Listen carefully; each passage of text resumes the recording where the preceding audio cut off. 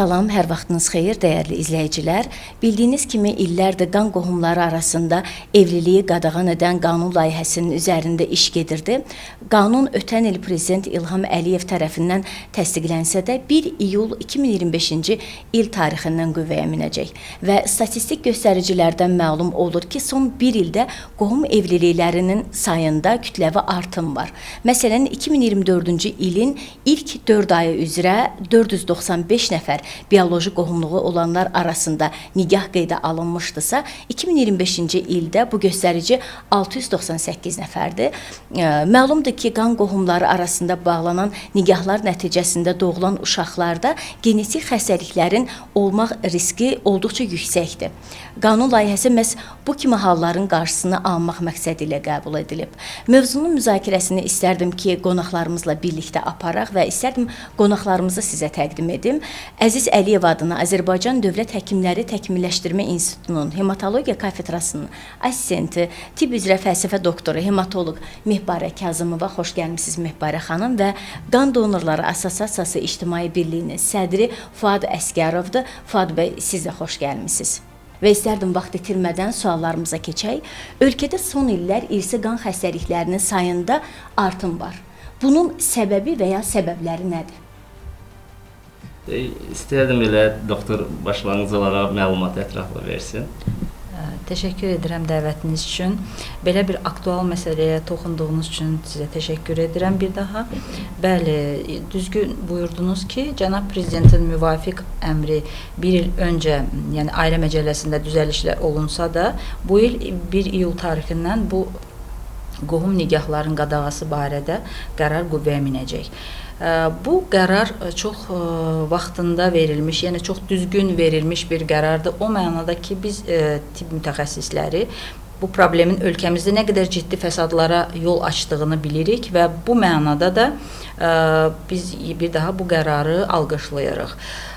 Qohum nigahlar hansı fəsadlara gətirib çıxarır? Nə üçün artır? Dünya praktikasında göstərilir ki, Azərbaycan dünya ölkələri içərisində qohum nigahlardan doğulan qüsurlu uşaqların sayına görə, yəni bu ehtimal 8-9% təşkil edir. Bu çox böyük bir rəqəmdir. Yəni qohum nigahlar nəticəsində biz hansı fəsadlarla qarşılaşırıq? Qeyd etdiyim qüsurlu uşaqlarla, yəni ürək qüsuru, mərkəzi sinir sistemində müxtəlif qüsurlar, həmçinin ölü doğulmalar, ana bətnində ölü yəni doğulma və s. və ikinci çox vacib patologiyalar olan genetik patologiyalar, genetik, irsi, nəsildən nəsilə ötürülən xəstəliklər. Belə ki, siz hamınız yaxşı bilirsiniz ki, bizim hamımızda 23 cüt xromosom vardır və xromosomlarda olan DNT insanın genetik informasiyasının daşıyıcısıdır və əgər hər hansı bir insanda, nəsildə genetik olaraq hər hansı bir xəstəliklər varsa və bunların informasiyası həmin qeyd etdiyim DNT vasitəsilə daşınırsa, bir nəsildən olan cütlük evlənirsə, onların hər ikisinin genetikasındakı bu, belə deyək, patoloji genlər birləşir və beləliklə xəstə övladın, xəstə uşağın doğulmasına gətirib çıxarır. Bu çox ciddi problemdir və ölkəmizdə də xüsusən də bir sıra regionlar var ki, məsələn, Şəki, Masallı, eləcə də Bakı şəhərinin özü sırf qohum nigahlarının çoxluğu səbəbindən belə, yəni problemli doğulan uşaq sayında da ildən ilə artım olmuşdur. Düzdür, son illər bir sıra dövlət səviyyəsində tədbirlər həyata keçirilmişdir. Bu barədə sonra danışaram, sizə daha geniş açıqlamalar, statistika verərəm. Ancaq məhz bu genetik xəstəliklərin yayılması, qüsurlu doğulmuş uşaqlar, bütün bunlar həm ailənin özünü çox böyük sosial yük altında qoyur, həm onlarda, yəni çox vaxt belə ailələr dağılır, boşanmalara gətirib çıxarır. Çünki bu yükün altından valideynlər qalxa bilmirlər. Bu həm nəslə böyük bir yük olur, necə deyim, travma olur. Eləcə də dövlətimizə də böyük bir sosial yük olaraq gəlib çıxır. Onun üçün bu genetik xəstəliklərin çünki müalicəsi çox böyük maliyyə tələb edən patologiyalardır, xəstəliklərdir və bu baxımdan da biz bu qanunun qəbul olunmasını yenə də çox vaxtında verilmiş, yəni xoşa gələn, lazımlı bir qərar kimi qiymətləndirə bilərik. Təşəkkür edirəm Məpərə xanım. Fuad bəy, sizin də Çox təşəkkür edirəm ətraflı məlumat üçün. Bildirmək istəyirəm ki, ilk öncə Qan Donorları Assosiasiyası niyə bu mövzuya həssas yanaşır? Artıq platformamızda və fəaliyyət istiqamətində bir dəyişikliyə addım atdıq. Çünki bizim işimiz bugünə qədər qan donorluğuna insanları cəlb eləməkdirsə, son illərdə artıq tam səmimi etiraf etsək, qana olan ehtiyaclar o qədər çoxalırdı ki, həm dövlətə yük artır, həm fəaliyyət artır və bundan əlavə bir istiqaməti özümüz üçün aldıq ki, Cənab Prezidentin atdığı addıma yaxından dəstək olaq, vətəndaş cəmiyyəti bu fəaliyyətdə öz aktivliyini göstərməsə, düzgün maarifləndirmə getməsə, qüvvəyə minəcək qanunun geri qayıdış cavabları heç də ürək açan və müsbət olmayacaq. Gəlin etiraf edək ki, qohumluq nikahları Azərbaycanın mentalitetində kök atmış bir haldır, istər dini baxımdan, istər milli baxış bucağından. Amma ki, bu belə davam eləyəlməz. Bu günləri əgər bizim genetikamızda, bizim irsimizdə bir defekt varsa, bu hələ hazırki defekt kiçik bir haldadırsa, gələcək nəsildə bu say, bu göstəricilər arta biləcəksə, bir addım atılmalıydı və artıq cəmiyyətdə bu müsbət fikri formalaşdırmaq üçün hər birimiz səfərbər olmalıyıq. Bir fikri çatdırım, mən bu yaxınlarda Şamaxı şəhərinin Quşçular kəndində oldum, orada fəaliyyət göstərəndə təsəvvürünüzə gətirin ki, bu dəhşətli bir fakt idi. Mən hələ də o faktın təsiri altındayam. Yaxın 10 ildə o kənddə sağlam doğulan uşaqların sayı demək olar ki, barmaqla göstərəcək qədərdir. Yaxın 10 ildə nəzərə alsa, həmin kənddə ümumiyyətcə bir çox kəndlərimiz var, bu cənub bölgəsində daha haldır. Bir kənd başqa kənddən ümumiyyətcə nigaha girmir. Bütün proses, yəni düşünün ki, nə qədər bir kompakt, bir dar bir çərçivədə yanaşma var ki, bir kənd başqa kənddən, başqa tayfadan, başqa ailədən qız almağı özünə bir növ qüruruna sığışdırmır. Əlbəttə ki, bu fikirlərin hamısı çox yanlış bir haldır. Həkimimiz bizim yəqin ki, ölkədə olan irsi qan xəstəliklərindən bağlı məlumat verəndə, sayı deyəndə bu statistika dəhşətə salır insanı. Düşünün ki, 10 milyon əhalinin içərisində hemofiliya, talasimiya. Amma yalnız irsi qan xəstəliyi deyəndə ilə bu iki xəstəlik tutulmur axı. Bir çox hələ digər xəstəliklər də var ki, bu dəhşətdir. Belə çıxır ki, 10 Azərbaycanlıdan bir yəni sağlam insan tapa bilmirik biz. Ya mütləqiyyət daşıyıcı olur, ya hansısa sindromun daşıyıcısı olur. Səbəb deyil ki, talasimiya hemofiliya ilə əlaqəli olsun. Yəni, bu o deməkdir ki, Azərbaycanda bu proses belə gedərsə, yaxın bir neçə illərdən sonra nə hərbiçimiz olacaq bizim sağlamlığı ilə bağlı, bizim də sağlam idmançımız olacaq. Bu, əlbəttə ki, yol verilməz idi. Çox sevindirici haldır ki, artıq dövlət bu məsələyə ciddi və sərt şəkildə başladı. Bizim üzərimizə düşən vətəndaş cəmiyyəti nümayəndəsi olaraq, ictimaiyyət olaraq bu platformada maariflənmə işini təbliğ etməkdir. Bəli. Mən sual vermək istəyirdim qan qohumları arasında nigahların fəsadlarından, amma siz müəyyən qədər artıq bu barədə danışdınız, amma istəyərdim Fuad desin, qan qohumları arasında nigahın fəsadı.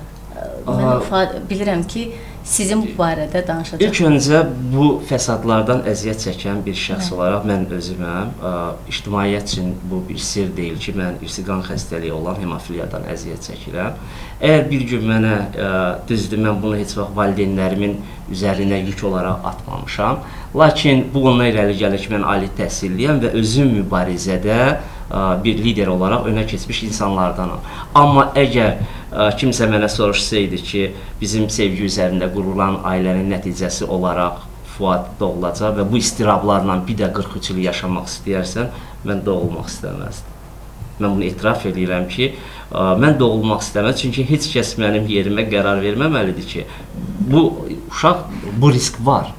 Bu risk var, mən bu riskə gedirəm və o dünyaya gəlir hemofiliya kimi o acılı bir yolu ömrünün sonuna qədər yaşayır. Burada bir sual çıxır. Yəni bizim günahımız nədir ki, sizin yanlış addımlara görə biz cavabı biz veririk. İlk fəsad budur.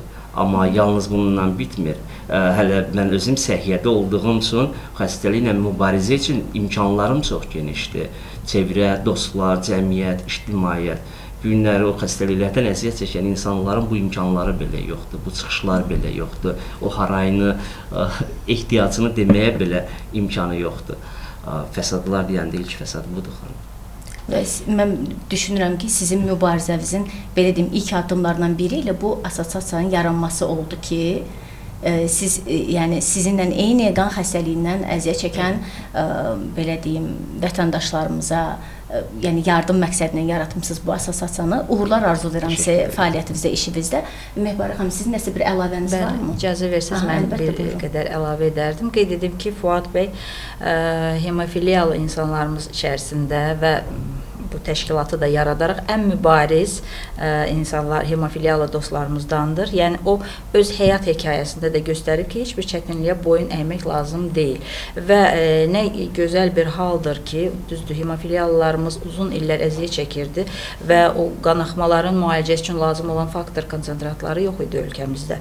Ancaq son illər, yəni son 20 ilə yaxındır ki, dövlətimizin çox böyük dəstəyi ilə onlar hər tərəfli bu dəstəklə, qayğı ilə əhatə olunubdur. Hemofiliyalı dostlarımız, insanlarımız və bu müalicəni alırlar. Ümumiyyətlə, mən kiçik bir statistik haşiyəni çıxmaq istəyirəm ki, deməli, Azərbaycanda bütün həyata keçirilən nigahların, təsəvvür edin, 56%-ni qohum nigahlar təşkil edir. Bu çox böyük bir rəqəmdir və bu statistik göstərici dünya ölkələri ilə çox fərqlidir. Belə ki, aşkar olunub ki, məsələn, Yaponiyada, məsələn, Amerika Birləşmiş Ştatlarının 24 ştatında demək olar ki, qohum nigahlar yoxdur. Yəni, konkret, çox sərt qanunlar çərçivəsində bunlara icazə verilmir və bu qohum nigahlardan doğulan, təbii ki, bayaq qeyd etdiyim fəsadların da, yaranan fəsadların da sayı bir mənalı şəkildə azalmış olur. Və Azərbaycanda təsəvvür edək ki, bu qohum nigahlar illər boyu o qədər sərt şəkildə bu cür yəni davam etmiş, yayılmışdır ki, bunların nəticəsində biz nələrlə qarşılaşmışıq. Təsəvvür edin ki, ölkəmizdə 10 milyonluq ölkəmizin hər 8-10 nəfərdən biri irsi qan xəstəliyi olan talasemiya daşıyıcısıdır. Ölkəmizdə və hər il 2015-ci ilə qədərki statistikaya görə hər il təxminən 400-500 nəfərə yaxın yeni talasemiyalı xəstə doğulurdu, həyata gəlirdi. Bunların içərisində, yəni baş vermə səbəbində təbii ki, qohum nigahlar böyük rol oynayır. Hemofiliyada qan laxtalanmasının pozğunluğu ilə gedən irsi qan xəstəliyidir. Çox ağır qan xəstəliyidir və bunun da dünya üzərində, yəni dünya üzrə yayılmasının 70%-də irsilik böyük əhəmiyyət daşıyır. Təsəvvür edin, irsilik. Qohum nigahda olduqda bu 2 qat artır və bizim ölkəmizdəki statistika belədir ki, bugün 2000 nəfərə yaxın hemofiliyalı, yəni qan laxtalama pozğunluğu olan insanlarımız dispanser qeydiyyatdadır və onlar da düzdür, dövlət dəstəyi ilə əhatə olunubdur, müalicə alırlar. Və hər il 40-50 nəfər civarında yeni xəstəlik halları ilə üzləşirik. Yəni, yeni xəstələr də olur. Bu deməkdir ki, xəstəliyin artım tempi var. Bir məsələ də var ki, bayaq Fuad o məsələyə çox ciddi toxundu. Bizim bəzi kəndlərimiz var ki, bəzi regionlarımız var ki, çox sıx qohum nigahlar sayəsində həmin regionlarda xəstəlik sayıları və bu qohum nigahlardan doğulan, yəni xəstə uşaqların sayı çoxdur. Bayaq qeyd elədim, Şəki, Masallı, Ağdaş, Göyçay zonası, yəni cənub bölgəsində çox böyük sıxlıqdır bu mənada və Bakı.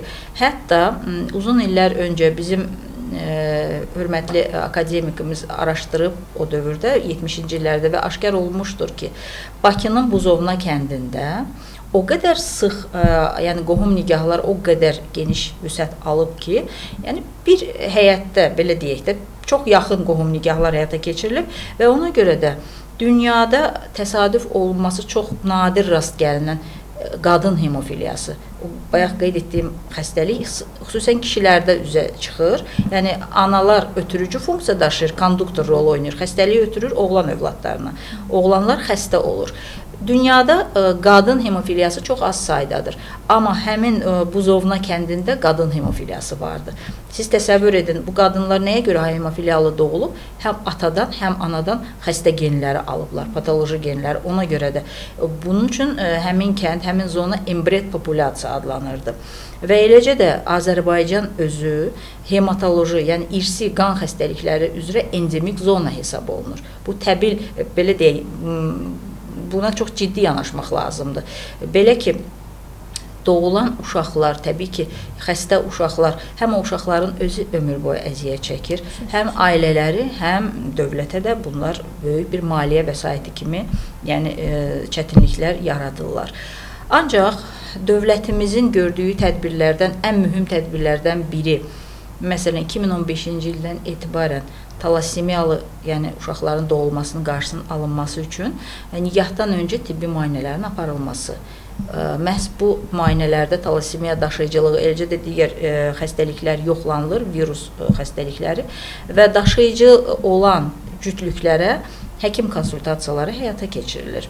Məsələn, mən bir statistikanı da diqqətinizə çatdırım ki, əgər 2015-ci ilə qədər il ərzində, bayaq qeyd etdim yəqin ki, 400-500 yeni talassemiyalı doğulurdusa, 2015-ci ildən sonra bu müayinələrin həyata keçirilməsi, həkimlərimiz tərəfindən konsultasiyaların aparılması və insanlarda maariflənmə, yəni belə deyək, düşüncə qabiliyyətinin daha yüksək olması sayəsində onlar düşünür ki, mənə xəstə övlad lazım deyil. Və bu cütlüklər nə qədər bir-birini sevsə də, onlara həkimlər başa salır ki, sizin hər ikinizdə tutaq ki, bu gen var, patoloji gen var, xəstə gen var. Evləndiyiniz təqdirdə uşağınızın xəstə doğulma ehtimalı 25%-dir. Ona görə yaxşı olar ki, heç evlənməyin və bunu dinləyərək evlənməkdən vaz keçənlər də çoxdur. Bu baxımdan doğulan xəstə sayı 200 civarındadır bugün. Yarıdan çox azalma var. Bəli, bu çox gözəl nəticədir, düzdür. Bununla dayanmaq olmaz. Məsələn, dünya praktikasında bəzi ölkələr var ki, xüsusən talassemiyanın geniş yayıldığı ölkələri mən misal gətirim. Burada Türkiyədir, Aralıq dənizi hövzəsində yerləşən Yunanistandır, Türkiyədir və Azərbaycan da o cümlədən bu ölkələrdə sərt tədbirlər həyata keçirilib və son illər Yunanistanda demək olar ki, yeni doğulma hallarının qarşısı alınıb. Yəni sıfırlardadır bu nəticələr və bu baxımdan bu ölkələrin təcrübəsindən faydalanmaq bizim üçün də müsbət hal olardı. Amma tədbirlər aparılır. Düşünürəm ki, yaxın gələcəkdə bu göstəricilər bir qədər də düşəcək. Və yanaşı olaraq tək burada irsi qan xəstəlikləri ilə doğulmur. Bu qohum nigahlarının nəticəsində bayaq qeyd etdim, əqli qüsurlar, ürək qüsurları ilə doğulan xəstə uşaqlar, həmçinin doğulan uşaqların 5 yaşa qədər ölüm ehtimalı çox yüksək olan uşaqlar olur bunlar. Qohum nigahlardan doğulan uşaqlarda. Bu çox ciddi məsələdir.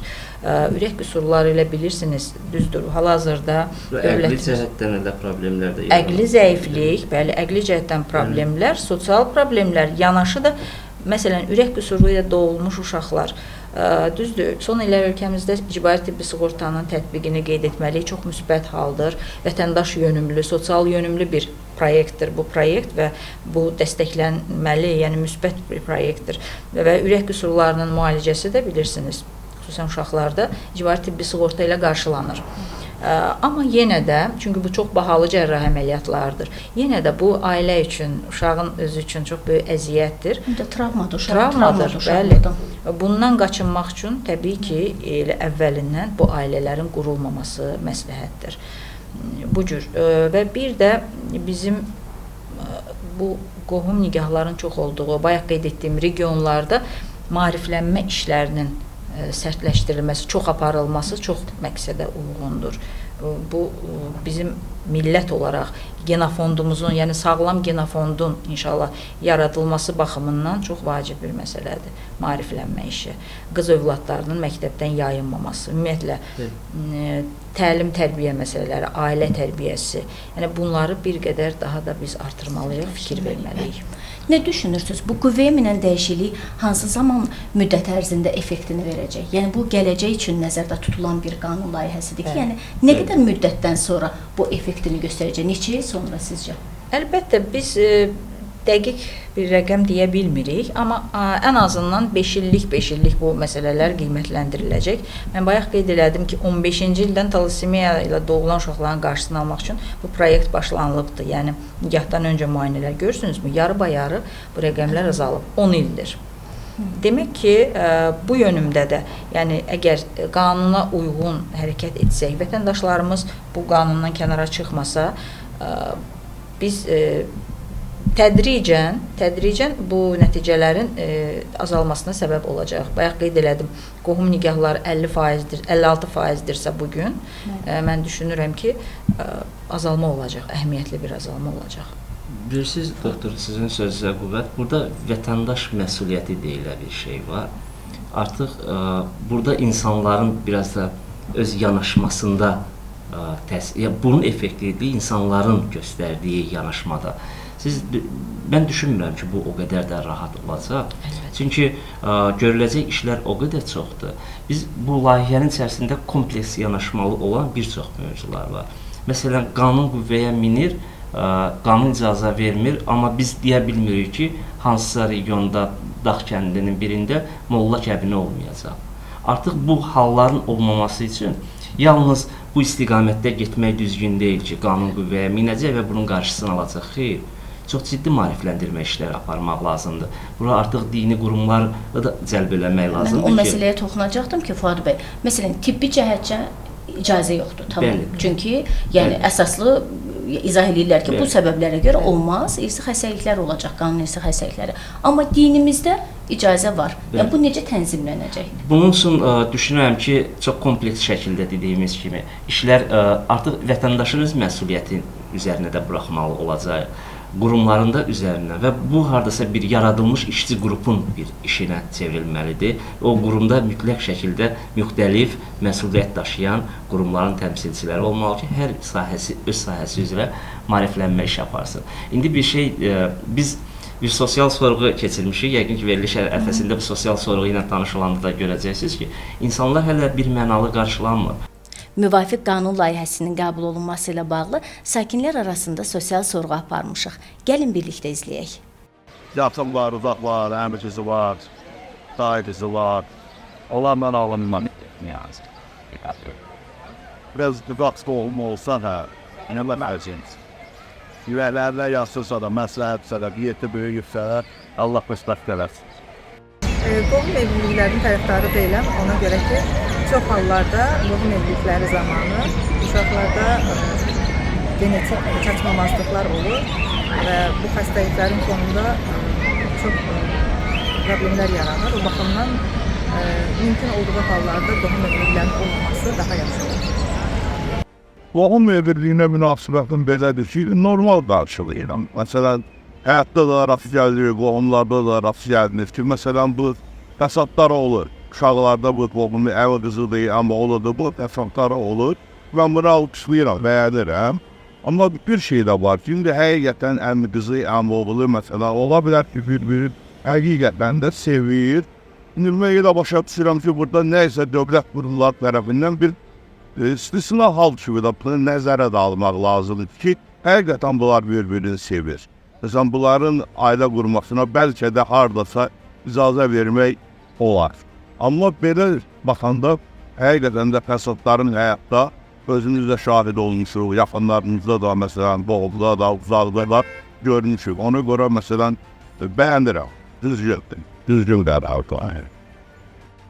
Qohum evliliklərinə elə də çiğ-çiz baxmıram, amma gələcəkləri üçün olmasa daha yaxşı olur. Yəni, ona diqqət yetirmələrini tövsiyə edirəm. Qohum münasibətlərindən və kənar insanlarla ailə bu baxımdan gözləyir. Yəni, düşünün ki, hazırki bu aylarda restoran qıtlığı yaranıb. İnsanlar bilir ki, qanun qüvvəyə minəcək. Gələn toyu planlaşdırırdısa, xala qızı xala oğlu ilə və yaxud əmi qızı əmi oğlu ilə, onu tezbazar belə kobud səslənsə də salıblar. Bu nə dərəcədə, yəni artıq adam söz tapmır desin ki, axı biz bu addımlar, atılan addımlar sizin gələcəyinizə lazımdır. Sizin övladınızın sağlamlığı üçün atılan addımdır. Siz isə öz cəmiyyəti aldatmaqdan əlavə birinci özünüzü aldatmış olursunuz ki, yəni mən tez bu ay evlənim ki, birinə qədər bu məsələ bitməlidir də. Bu artıq məsuliyyətsizliyin ilkin mərhələsi budur. Bir çox insanlar düşünür ki, ümumiyyətlə bu onların haqqıdır və onların haqqına yəni hüququn əlindən alır, evlənmə hüququna müdaxilədir. Belə hallara da rast gəlirik və təbii ki, bu düşüncə, bu stereotiplər bir yerdə sınacaq, bir yerdə qırılacaq, amma deyir, o başın daşa dəyəndən sonra yox da. Bu peşmançılığı sonra yaşamaqdansa bu addımları atırıq. Biz bu yaxınlarda regionun adını çəkmirəm, yəqin ki, bu hörmətsizlik kimi olmasın deyə çəkmirəm. Bir rayondaydıq və bu mövzuda böyük bir auditoriyada diskussiya aparırdıq və kobud bir davranışla belə, səndə mən nişanlıymış özü əmsi qızına və auditoriyanın içərisində böyük bir sərt reaksiya ilə, təpki ilə qarşılandıq ki, yəni gəlib cəmaatın qulağını niyə belə doldurursunuz indidən ki, bunun ziddiyyəti kimsə mənə nə deyə bilər? Belə açıq-aşkara kim mənə nə deyə bilər ki, mən kimlə evlənirəm? Bu düşüncələr mən düşünürəm çox savadsız və kəsat düşüncədir.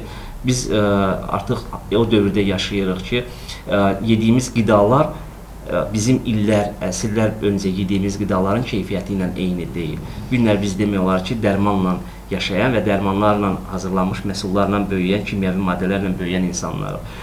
Biz müqayisə eləyə bilmərik ki, illər öncə niyə belə idi və indi niyə belədir. 5 əsr bundan öncə evlənəndə hər şey əla idi, indi niyə? Doktorun qeyd elədiyi kimi, görün o həddə çatıb ki, gendə mutasiya necə gedibsə, bu fantastik bir göstərici. Artıq hemofiliyalı xanımlar da olur. Amma illər öncə, mən 43 il bundan öncə mənim valideynlərimə demişdilər ki, bu xəstəlik yalnız oğlan uşaqlarında olur. Qız uşaqları daşıyıcı olur, amma xəstə doğulmurlar. Artıq bu geni mutasiyası deməkdir də, artıq biz ondan sığortalanmamışıq ki, qızlar da hemofiliyalı doğulur. Və çox pis hal odur ki, xanımlarda olan hemofiliyanın daha həyatı təhlükəsi çoxdur, tibbi cəhətdən. Nəinki oğlanlarda olan. Oğlanlarda əgər bu hematomalar və qanaxmalar, travmalar zamanı yaranırsa, xanımlarda bunun fəsadları daha ciddidir. Bunun övlad dünyaya gətirməsi var, bunun başqa tibbi göstəriciləri var. Amma bu kontroldan çıxır və bu sos deməkdir. Bu artıq o qırmızı işığı vurulması demək, bu sosdur və zamanında, bəlkə də hələ biraz gecikilmiş qərardır, zamanında daşınmaq lazımdır. Mən elə birbaşa müraciət edirəm. Bu mənim xahiş edirəm ki, düşüncələrinizin qurbanı olmayın, hisslərinizin qurbanı olmayın. Bu artıq fantastik dərəcədə nəzarətdən çıxan bir rəqəmlərdən söhbət gedir. Fuad bəy, mən istərdim cavablayasınız bir assosiasiya olaraq cəmiyyəti, belə deyim də, psixoloji bu məsələyə hazırlamaq üçün nə planlarınız var? Nə kimi addımlar atmağı düşünürsünüz? Əlbəttə ki, bununla bağlı vətəndaş cəmiyyətin işi hər bir halda dediyim kimi maarifləndirmə işidir. Bizim hansısa bir mövqe bildirmək və yaxud da ki, nəyisə dəyişmək kimi bir biz dövlət qurumlarının bu istiqamətdəki fəaliyyətinə dəstəkçiyik. Qan Donorları Assosiasiyası qan bankının könüllü donorluğun cəlb olunmasında fəaliyyət göstərən bir qurumdur. Bu gün dövlətimiz gözəl bir təşəbbüs irəli sürüb, burada könüllü bu işləri həyata keçiriləcək addımlar atacaq. Biz icma işlərinə başlamağı düşünürük. Elə artıq bir neçə günlərdir ki, layihə çərçivəsində görüşlər alınıb, daha çox regionlara baş çəkmək niyyətindəyik. Hazırda hədəfimiz Qəbələ, Şəki, İsmayıllı və Qubadırsa, səbəb niyə? Orada həm qan xəstəliklərinin çoxalma halı statistikaya görə çoxdur. Eyni zamanda nigaha, qohumluq nigahları ilə bağlı, kütləvi dediyimiz kimi bir kənd o başqa kənddən qız alınır ki, bizim tayfadan deyil. Bu artıq o tayfa anlayışından ayrılmaq lazım, biz hansı dövrdə yaşayırıq. Hələ ki, icmalarla iş aparmaq, dini qurumlarla, din təmsilçiləri ilə iş aparmaq. Buradan başlayaraq, o təsviratı dəyişməyə əgər uğurlu pilot layihə kimi icra edirik, təsvirat dəyişməyə biz artıq sonradan ümum respublikanı düşünürəm ki, əhatə eləyə bilərik. Amma burada hər kəs səfərbər olmalıdır. Burada siz vətəndaş olaraq səfərbər olmalısınız, doktor səfərbər olmalıdır, izləyici özü səfərbər olmalıdır. Bu artıq bizim bir həyatı necə deyək, vətəndaşlıq borcumuza çevrilməlidir. Bu artıq bir mədəniyyətə çevirməliyik ki, etiraf eləyək ki, bir çox xarici ölkələrdə biraz kənardan gülməli görsənir. Çünki baxın, əmi qızı əmi oğlu ilə evlənirsə, eyni qan qrupudur. Eyni genin bütün toxmalar belə, qanın tərkib hissəsində o halqalar belə eynidir. Biraz da yəni məntiqi işə salaq ki, bu artıq bir ailədir də elə. Bir doğma ailədən söhbət Mən əlavə etmək istəyərdim. Məsələn, katoliklərdə 4-cü nəsil qohumlarda, yəni evlilik qətiyyən qadağandır. Bu insest hesab olunur. Fuad bəy onu qeyd etmək istəyir. Yəni ailə daxili nikahlar bilirsiniz, insest adlanır qədimdən. Ona görə katoliklərdə, pravoslav kilsəsində bu tənzimlənibdir. Yəni onlar əmi qızı, əmi oğlu, dayı qızı, bibi oğlu bu evliliklərə onlar bir-birinə qardaş bacı kimi baxır. Bizdə şərq ölkələrində, Türkiyədə, xüsusən Türkiyənin bayaq qeyd elədim, cənub şərqi hissəsinin o əyalətlər xüsusilə qohum nikahlara daha meyllidir. Bunun əsasında çox böyük rol oynayır təbii ki, iqtisadi məsələlər, sosial status, yəni ailə öz sosial statusunu qoruyub saxlamaq üçün, maddi varlığını qoruyub saxlamaq üçün bir mənalı şəkildə qohum nikaha üst tutur. İqtisadi məsələdir bu ciddi məsələdir. Amma biz bundan kənara çıxmalıyıq. Dünya görüşü məsələsi var. Yəni bunun artırılması, maariflənmə, bayaq qeyd elədim, qız uşaqlarının oxudulması, məktəbdən kənarlaşdırmaq qətiyyən olmaz. Erkən nikaha onları cəlb etmək, qanuni, qanunsuz yollarla hər gün yüzlərlə faktla qarşılaşırıq. Bunların qarşısı alınmalıdır və biz də öncül dövlətlər harda ki, bu qohum nikahların qarşısı alınıbdır, qanuni şəkildə hansı tədbirlər görülüb, bunlardan yəni faydalanmalıyıq. Çünki çox gözəl tədbirlər nəzərdə tuturlar Fuad bəy və onun assosiasiyası olaraq. Bunlar həmin regionlarda ki, qohum nikahların faizi yüksəkdir, bayaq qeyd etdim, 15% ehtimalı çox böyük faizlərdir bu regionlar üzrə. Ona görə də orada, xüsusən məktəblərdə həm dövlət qurumları, həm QHT-lər olaraq biz hamı əl-ələ verməliyik. Birlikdə məktəblərdən başlayaraq bu tədbirləri silsilə şəklində etməliyik və dini qurumlar üzrə Dövlət Komitəsi, onların əməkdaşları ilə birlikdə.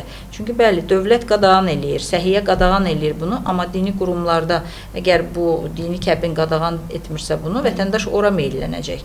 Bu da düzgün deyil, çünki yenə də onun yükünü ailə çəkəcək, sabah dövlət çəkəcək, səhiyyə qurumları çəkəcək. Zaten səhiyyəmiz, belə deyək də, yüklü vəziyyətdədir. Bakı xüsusən yüklü vəziyyətdədir. Çünki regionlarda bilirsiniz, istər professional həkim çatışmazlığı, sırf mən məsələn hematologiya sahəsindən danışım, bütün pasiyentlər Bakıya axışırlar. Regionlarda hematoloq çatışmazlığı var ciddi şəkildə. İstər həkim, istərsə də diaqnostik baxımdan bunları dəqiqləşdirmək üçün vətəndaşlar Bakıya axın edir. Bakının yükü artır.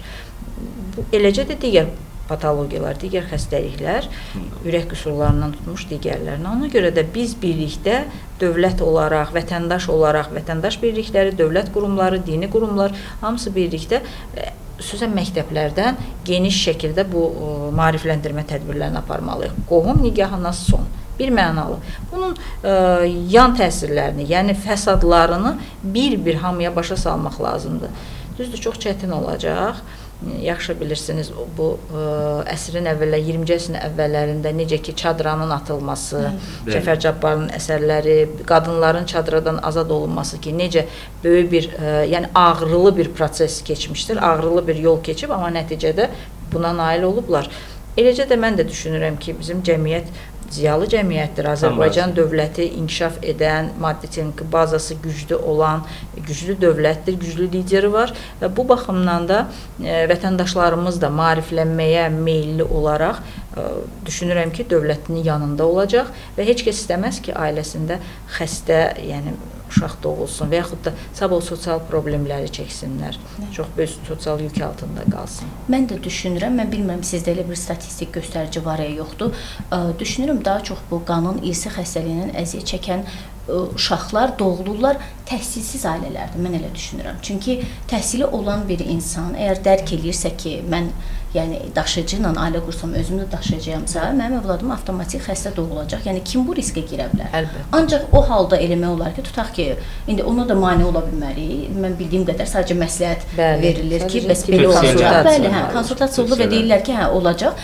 O halda məsələn qərar verənlər ki, düşünürəm, bəlkə övlad sahibi olmaq istəmirlər. Tamam, deyirlər biz övlad sahibi olmaq istəmirik. Ailə qururuq, bir yerdə xoşbəxt yaşayacaq, başqa məsələ. Amma təhsili olan biri, inanmıram ki, yəni bu belə deyim, bu riskli addımdır. Bilirsənsə ki, sənin övladın xəstə doğulacaq. Amma Mehbari xanım, mən istəyərdim bir dənə tibbi cəhətcə tibb sarıdan, yəni münasibət bildirəsiz surroqat ana və sperma bankı məsələsinə. Mən araşdırdım, Türkiyədə kateqorik qadağandır, yəni bu sperma bankı məsələsi və araşdırdım ümumiyyətlə nədir? Sağlam sperması olan, yəni kişilərdən götürülür, saxlanılır, məxfilik qorunur və amma nəzərə alsaq ki, bir nəfərin, yəni bir nəfərlə bir neçə qadını süni mayalanma edəcəklərsə və övlad dünyaya gələcəksə, onlar gələcəkdə bir-birlərinin faktiki olaraq bacı qardaşıdır. Surroqat anada da həmçinin, yəni bir ananın dünyaya gətirdiyi övladdırsa, onu da gələcəkdə mən düşünürəm ki, müəyyən qədər bacı qardaş sayılırlar. Bunu bəs məsələn necə kontrol eləmək olar? Sırf bu, əgər qohum evliliyinə, yəni qan qohumu evliliyinə qadağa qoyulursa, bəs bu məsələ necə tənzimlənir? Aydındır. Çox yaxşı sualdır. Türkiyə mənfi yanaşıb bu məsələyə. Bizim ölkədə də eşitdiyim qədər bəli bir klinikada bu bank var. Ancaq biz mental olaraq, yəni dövlət mentaliteti, xalqın mentaliteti olaraq, sonra siz çox düzgün buyurdunuz ki, orada gizlilik, məxfilik tutaq ki, saxlanılır. Amma o bankda saxlanılan spermadan faydalananların sabah kimlər, düzdür, xəstə uşaq doğulma ehtimalı azalır. Amma biz demirik ki, o qohum nigahın qarşısını alır. Çünki elə bir mexanizm hələ işlənməyibdir. Tutaq ki, oradan faydalanan, ondan istifadə edənlərin qohum olmayacağını belə bir mexanizm yoxdur hələ ki. Amma mən sizə dəqiq bir məlumat vermək istəyirəm ki, məsələn, ölkəmizdə xüsusən də hemofiliya, talassemiya, irsi qan xəstəliyinə düçar olmuş şəxslərə dövlət qayğısı, belə bir Azərbaycan Respublikası qanunu və ondan irəli gələn tədbirlər proqramı var və illərdir bu həyata keçirilir və xüsusən də talassemiyalı xəstələr, talassemiyalı yeni doğulmaların qarşısını almaq üçün prenatal diaqnostika və süni mayalanma. Bu, gələcəkdə, yəni qarşıda qoyulan məsələlərdir. Eləcə də hemofiliyanın özündə də. Baxın, məsələn, prenatal diaqnostika o deməkdir ki, hamiləliyin erkən mərhələlərində, bəlli bir dövründə, 12-16 həftəyə qədərki müddətdə müayinələr aparılır, amniyotsentez, xorion müayinəsi və s. və orada xromosom tərkibinə baxılır, genetik tərkibə baxılaraq diaqnoz qoyulur ki, tutaq ki, bu artıq bu döl sağlamdır, xəstədir, daşıyıcıdır və onun necə sonlandırmağı konsultasiya olaraq valideynə bildirirlər. Onlar da bir qərar verir. Təbii ki, xəstədirsə, sağlam düşüncəli insan o xəstə övladın götürülməsinə icazə verəcək. Ancaq yəni bu məsələlər aparılır. Hal-hazırda da ölkəmizdə realdır bu. Çox az sayda olsa da aparılır. Amma gələcəkdə məhz prenatal diaqnostikanın artırılması, bir də süni mayalanmanın. Tutaq ki, cütlüklər evlənmək istəyir, amma nəsildə bu xəstəlik var, hər hansı bir irsi qan xəstəliyi, onların sağlam uşağının dünyaya gəlməsi üçün süni mayalanmaya müraciət etməsi.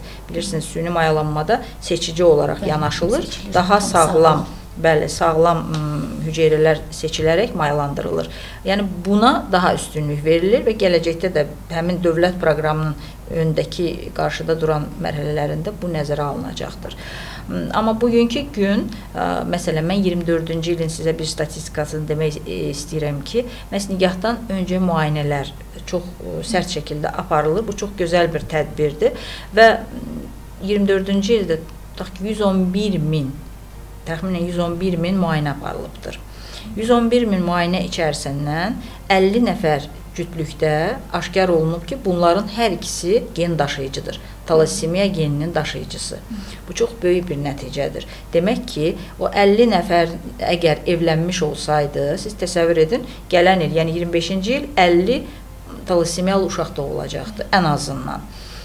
Bunlara başa salınıb, yəqin ki, onların içərisində də ailə quranlar da var, qurmayanlar da, sağlam düşüncəlilər təbii ki, qurmayıbdır. Çünki bunlar potensial xəstə uşaq doğulma riski olan cütlüklərdir.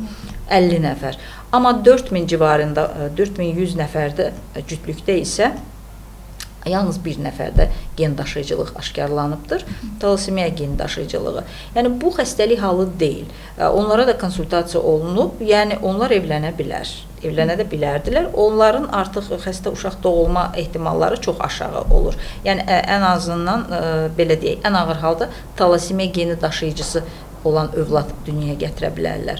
Bax bu həmin müayinələrin aparılan müayinənin effektivliyini, müsbət nəticəsini göstərir.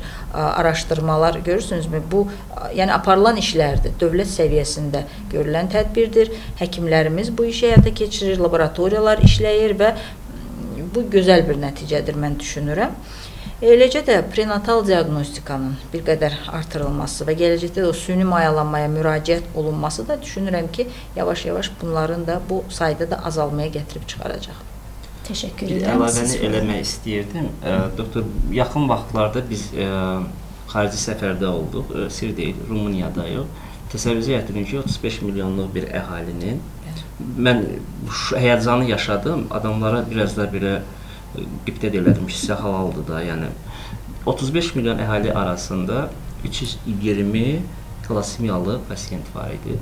Biz qan bankının baş həkimi ilə görüşdə olanda burada illik qan tədarükündən və gördüyümüz işlərdən dedilər, siz o işləri burada görürsünüz. Yəni qana ehtiyac, siz elə deyir, talasemiya və hemofiliya gedir də, sizin onda belə çıxır ki, qan tədarükü də 10 milyon əhali üçün 3000 üstü talasemiya, 1700 üstü hemofiliya vardısa, elə belə çıxır ki, bu tədarük olunan qanın böyük bir hissəsi gedir o insanlar. Nəzərə alın ki, talasemiyalı pasiyent ay ərzində 2 dəfə qanla təmin olunmalıdır. Aşağı-yuxarı talasemiya ən azından ki, o həyatda qala bilsin. Xəstənin ağırlıq dərəcəsinə baxır.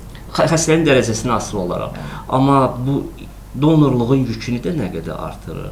Biz demək olar ki, hər ay bir aksiyanı eləyirik, amma bu yetmir. Gündəlik qan bankına kimsə gedib mütləq şəkildə qan verməlidir. Hər gün qəzalardan və doğum evlərində əziyyət çəkənlərdən çox tədarük olunan qan gedir qan xəstəliyinə əziyyət çəkən insanlara. Eyni ilə bunun arasında da leykemiya daha böyük faciəvi nəticələrdir. Qanın xərçəng xəstəlikləri. Həyatda qalması daha çətindir məsələn. Bu hallar, yəni özümüz öz işimizi çox çətinləşdirmişik. Bu hala gəlib çıxmaya da bilərdi. Əgər sadəcə olaraq insani duyğularla yanaşsaydıq, sadəcə olaraq bunu mentalitetimizdə artıq bu o həddə çatmazdı ki, sərt addımlar atılsın ki, bununla bağlı artıq qanun qəbul olunsun. Sadəcə düşünsəydik ki, zamanında ki, ümumiyyətcə mənim bacımdır da, əmi qızı əmi oğluna elə bir tərəf, əgər hər şey eynidirsə, genetik kodlar belə eynidirsə, bu elə əmin ailənin üzvüdür də.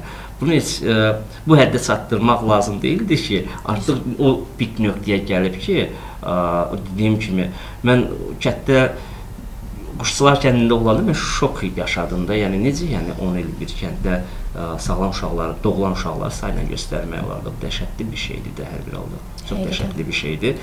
Və çox təəssüf ki, cənub bölgəsində bəlkə də araşdırılmayan elə kəndlər var ki, üzə çıxmır.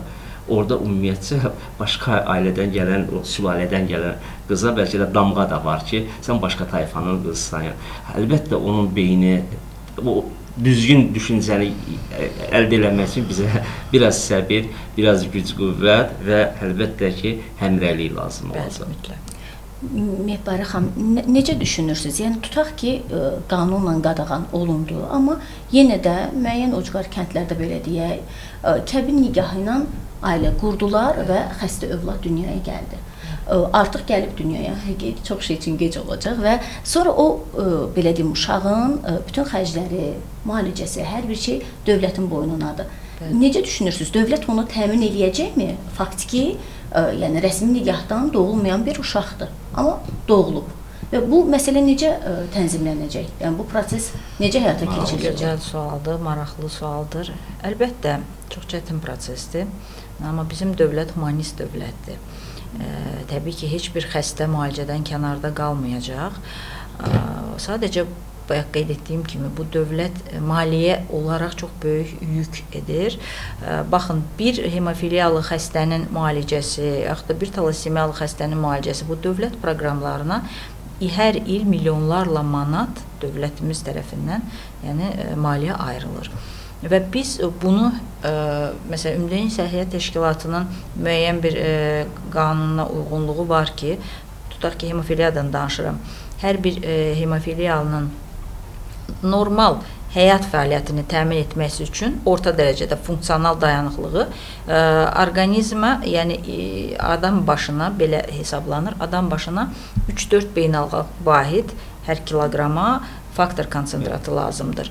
Amma daha yaxşı şərtlərdə yaşaması, yəni tam normal insanlar kimi, onun tutaq ki, sport, idmanla məşğul olması, tam sosial adaptasiyası üçün il boyu, il ərzində adam başına 7 beynəlxalq vahid hər kiloqrama faktor konsentratı verilməlidir.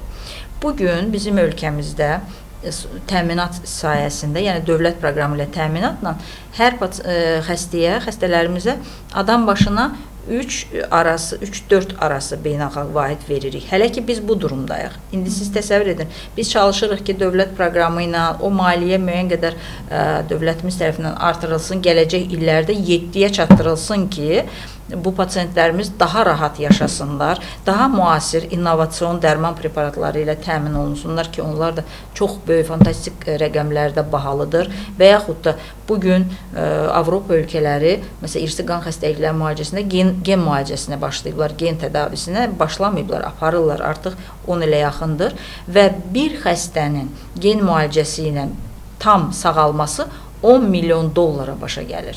Siz təsəvvür edin, təbii ki, ölkəmizdə hələ ki biz bunu istəyərdik. Amma əgər biz xəstə uşaqların doğulmasına davam edəcəksə, bu maliyyələr elə o uşaqların müalicəsinə gedəcəksə, biz innovasion dərmanlara doğru gedə bilməyəcəyik. Daha müasir dərman, elə köhnə, belə deyək də, köhnə müalicələrimizdə qalacaq. Bax, bu baxımdan hamımızın, yəni sağlam düşüncəyə xidmət etməsi, hamının sağlam düşüncə ilə düşünməsi, daha dünyaya belə deyək, açılaq, dünya praktikasına baxmağımız çox məsləhətlidir. Mən düşünürəm ki, burada dini qurumların üzərinə çox böyük yük düşür və ikinci bir tərəfdən də dövlətimiz təbii ki, o xəstələri müalicədən kənarda qoymayacaq. Amma bir həkim olaraq, açıq deyim, bir hematoloq olaraq mən istəyərdim ki, bu qanunda bir qədər sərtləşmə olsun gələcəkdə də. Xüsusən nigahdan öncə müayinələr tutaq ki, həyata keçirilirsə və aşkarlanırsa ki, bunlar daşıyıcıdır, bu sırf tibbi konsultasiya ilə bitməsin. Hüquqi bir sənəd imzalanmalıdır. Bu mənim düşüncəmdir şəxsi ki, o vətəndaşdan iltizamnamə alınmalıdır. Hüquqi bir sənəd olmalıdır ki, ona başa salınmalıdır. Sənin bu övladın, belə bir övladın doğulacaqsa, bunun illik müalicəsi bu böyük bir maliyyə vəsaiti tələb edəcək və sən bu iltizamnaməni yazmalısan, tamam, sənə icazə veririk, get evlən. Amma bura imzalamalısan ki, onun müalicəsini özüm edəcəyəm. Siz onda o halda görəcəksiniz avtomatik olaraq o biləndə ki, məsuliyyətin çoxalır. Bəli, məsuliyyət sosial məsuliyyətdir. Maddiyyəti biləndə ki, mənim cibimə ziyandır, inanın ki, heç kim getməyəcək. Əlbəttə, bu sosial məsuliyyətdir və ikincisi, lap bu cütlüklər evlənsə də, bunun yükünə tab gətirən ailələr çox deyil, çox ailələr dağılır. Xəstə uşaq doğulursa, xüsusən də kişilər, atalar, yəni bu yükün altından çıxa bilmir. Tək qadınlar var, xəstə uşaqları ilə qalır, onların sabahki, sonraki müalicəsinə məşğul olur. Ona görə bu baxımdan bir qədər sərtləşmə, yəqin ki, mən düşünürəm gələcəkdə, əgər statistik göstəricilərdə çox yaxşı, yəni nəticələr əldə olunmasa, bir qədər sərtləşməyə də gedəcək. Sözsüz ki, hansı bir, belə deyim də, qanun layihəsi üzərində işlənir, amma artıq praktiki hissəyə keçəndən sonra müəyyən boşluqlar olur və bu boşluqlar zaman-zaman doldurulur. Yəni, hər şeyi belə deyək də, praktika ilə gəlir, təcrübə ilə gəlir və o boşluqlar yəqin ki, doldurulacaq. Fuad bəy, istərdim siz də fikrinizi bildirəsiniz. Çox maraqlı, mövzunun ən maraqlı yerlərindən biri odur ki, biz nədənsə cərimə olan şeylərdən daha çox qorxuruq. Gəlin etiraf eləyək ki, Azərbaycanda vətəndaşlar harda gəldi, yolu keçirdilər və s. O halda ki, vətəndaşlar artıq polis əməkdaşları o işıqforların yanında durmuşdu və bir-bir kütləvi cərimələr aldı. Bu üsyana çevrildilər. İnsanlar bunu böyük bir faciə sosial şəbəkələrdə başladılar ki, və s. O halda artıq indi mən qınaq obyekti olur kimsə yolu. Siz fikir vermisiniz yəqin ki, kimsə yolu lazım olmayan yerdə keçərdi. İnsanlar kütlə buna artıq gülməli bir məqam ki, baxır ki, bu insan nə qədər dar düşüncədədir ki, yol keçir. Və yaxud da ki, qanun qəbul oldu, böyük bir cərimə də var idi ki, bütün məlumatların məsələn istifadədən sonra yola atılması. İndi fikir verirsiniz, harda zibil qabı varsa, siqaret çəkənlər onun yanında siqaret çəkirlər. O insanlar ki, böyük məbləğdə 300 manat üstü cərimələr aldılar. Bu cərimələrdən sonra artıq məcbur özünə inandırıb ki, bəli, mən bu zibil qabı olan yerdə siqareti çəkə bilərəm ki, yola atmayayım. Artıq insanlar irad da bildirirlər. Şəxsən mən dəfələrlə irad bildirmişəm çevrədəki insanlara ki, siz niyə bunu edirsiniz? Düşünürəm ki, ilk başlanğıcda çətin olsa da, artıq bir zamana gəlib çatacaq qısa bir müddətdə ki, bu qınaq obyektinə çevriləcək. Biz bu halları görəndə artıq qınandıqca insan və yaxud da ki, cərmələndikcə bu insan əlbəttə ki, o məsuliyyətin daha böyük dərk eləyəcək. Amma bunun ən böyük məsuliyyəti mənəvi məsuliyyətdir. İnsan özünün üzərində mənəvi bir məsuliyyəti anlamalıdır ki, gələcək nəslin taleyi ilə oynamaq heç kimin haqqı deyil. Burada heç bir, doktor da bayaq vurğuladı, bir sosial tərəfi var. Bu bizim adətimizdə necədir? Mən sizə deyim, mən düşünürəm ki, bunun bir tərəfi də odur ki, mənim malım, mülküm gələcəkdə başqasının qızına qalmasın, mənim qoy elə bacımın qızına qalsın. Belə bir düşüncəmiz var ki, etiraf eləyək, bu düşüncə bizdə var da, mənim malım, mülküm başqasına qalmasın düşüncəsi ilə ailə quran ailələr var. Sənəd üzərində. Uzun ömürlü də olmur bir çox hallarda. Bəlkə də yanılıram, ola bilər statistikada. Qohumluq nikahlarından 2024-cü ildə 650-660 boşanma olub. Bu özü də bir başqa sosial partlayış deyə, yəni hansı səbəbləri bilmirik. Amma bu qohumluq nikahlarından deyək ki, hansısa övlad dünyaya gələndən sonra qohum nikahlarına düşür və ailədə sağlamlıq məhdudiyyəti uşaq doğulanda əgər ailə dağılırsa, bu artıq bu özü də başqa bir fəlakətdir. Biz bu qərarla artıq bir neçə o fəlakətlərin də bəlkə qarşısını almış olur. Bir günləri bacı qardaşlar övladlarına görə sabahlar düşmənə çevrilirlər o boşanmadan sonra. Artıq o həddə çatır ki, düşmənə çevrilirlər ömrün sonuna qədər. Mən düşünürəm ki, bu mövzuya biraz pozitiv yanaşmalıyıq. Biz nəinki o irsi qan xəstəliklərinin, başqa xəstəliklərin qarşısını almışlardan əlavə də bəlkə də gələcəkdə dağılan ailələrin də sayını azaltmış olacaq. Bundan boşanma... Bir-birinə düşmən kəsilən o ailə dağılandan sonra nəsil bir-birinə düşmən kəsilir ki, filan kəsin qızını boşadılar. Onun da qarşısı alınmış olacaq. Mən düşünürəm ki, bunun bir başqa pozitiv tərəfi də elə doktor budur ki, biz bununla da mübarizə gəlin etiraf eləyək ki, bu gün boşanmalar Azərbaycanda pik nətdədir. Bir il heç belə çəkmədən də. Bu, o mübarizənin də qarşısını almağa səbəb olacaq.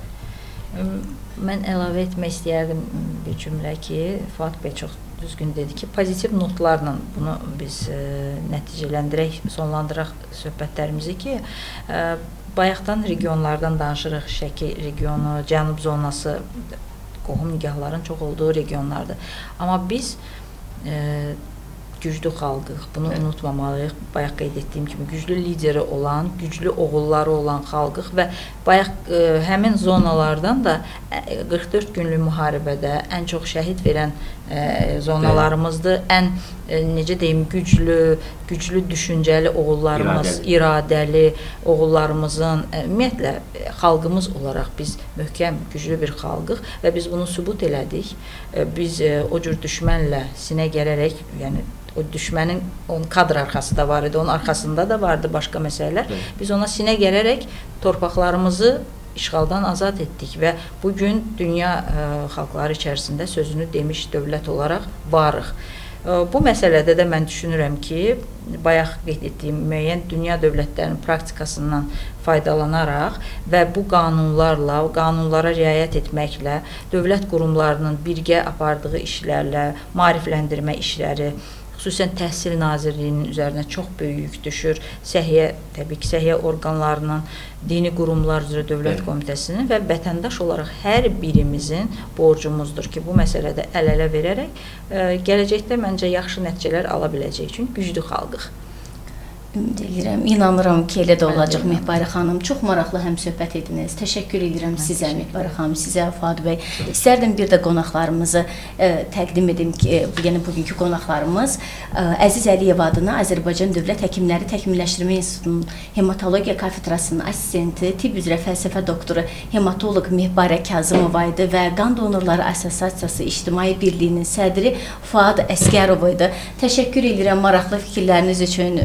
Ümidvaram ki, müəyyən qədər izləyicilərimizin düşüncəsində inanıram ki, bir dəyişiklik olacaq, düşüncələrində, yəni müəyyən qədər bir irəliləyiş olacaq, yəni bu həyata baxışları, evliliyə baxışları və ümid edirik ki, qəbul edilən qanun layihəsi yaxın gələcəkdə xalqımızın genofondunun qorunması üçün mühüm bir addım olacaq. Təşəkkür edirik izlədiyiniz üçün və bu proqramlar Fuad bəy söz verib davamlı olacaq. Əlimizdən gələni edəcəyik ki, qanun layihəsi cəmiyyətimiz tərəfindən çox normal qəbul olunsun, çox normal qarşılansın. Təşəkkür edirik diqqətiniz üçün, sağ olun.